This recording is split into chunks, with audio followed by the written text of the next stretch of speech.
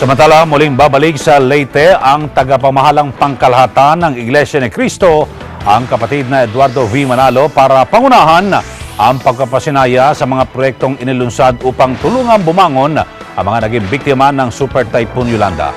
Noong nakarang Marso ng 2014, dinalaw ng tagapamahalang pangkalahatan ang mga sinalanta ng bagyo at ipinangako ang tulong ng Iglesia ni Cristo para sa kanilang pagbangon. Sinabi ng kapatid na Glicerio Santos Jr., ang General Auditor ng Iglesia ni Cristo, ang pagkapasinaya bukas sa nasabing mga proyekto ay katuparan ng pangako ng tagapamahala ng Iglesia ni Cristo. Partikular na pasisinayaan ng housing, livelihood at eco-farming projects para sa mga kaanib at hindi kaanib ng Iglesia ni Cristo. Meron din tayong inauguration doon ng mushroom factory at napakaraming agricultural activity na pasisinayaan sa araw na yon. Yun ay alang-alang sa ating mga kapatid. At merong balak ang kapatid ni Eduardo Manalo na pagkatapos ng inauguration ay sisimula naman ng 500 bahay pa rin para naman doon sa mga hindi kapatid na naging biktima rin ng kalamidad, para kahit bahagya ay makatulong din ang Iglesia ni Cristo sa kanila. Yun ang gagawin natin sa Biyernes.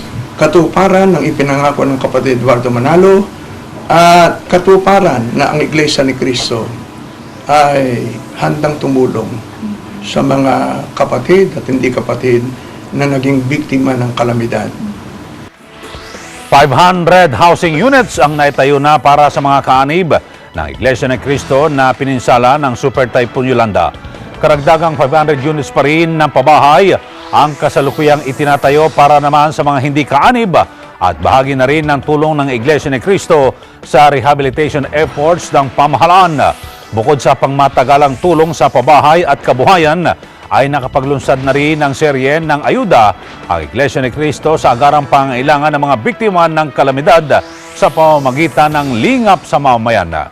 Pagkatapos pa lamang ng hagupit ng bagyo noong November 2013, nalibot na ng Iglesia ni Cristo sa pamamagitan ng Felix Y. Manalo Foundation o FYM ang 13 lalawigang peninsula, partikular ang mga seryosong hinagupit ng kalamidad sa Leyte at Samar. Paglilinaw ng kapatid na June Santos na ipinag-utos ng tagapamahalang pangkalahatan ang pagkalingang ito bilang bahagi rin ng pagtataguyod sa aral ng Diyos.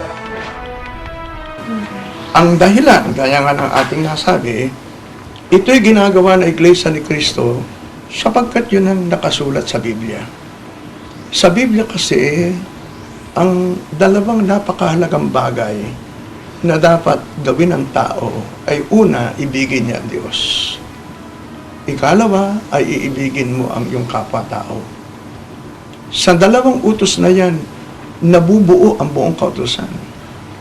Paano ang pag-ibig sa Diyos? Di yung gawin mo ang pagsamba sa Kanya. Paano naman yung pag-ibig sa kapwa-tao? Yung kapag ka meron siyang pangangailangan, lalo na yung mga nagiging biktima ng kalamidad, at iniabot mo ang iyong kamay para tulungan siya, yun ang tunay na pag-ibig sa kapwa.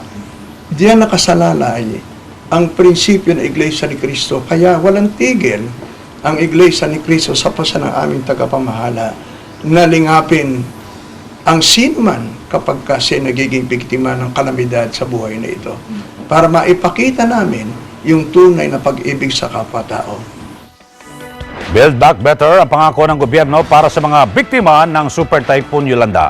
At higit pa sa inaasahan ng ilang kababayan nating biktima ng kalamidad, ang hatid na tulong sa kanila ng Iglesia ni Cristo na hindi lang kumakalinga sa pangangailangan sa pamumuhay kundi higit sa pangangailangang pangkaluluwa.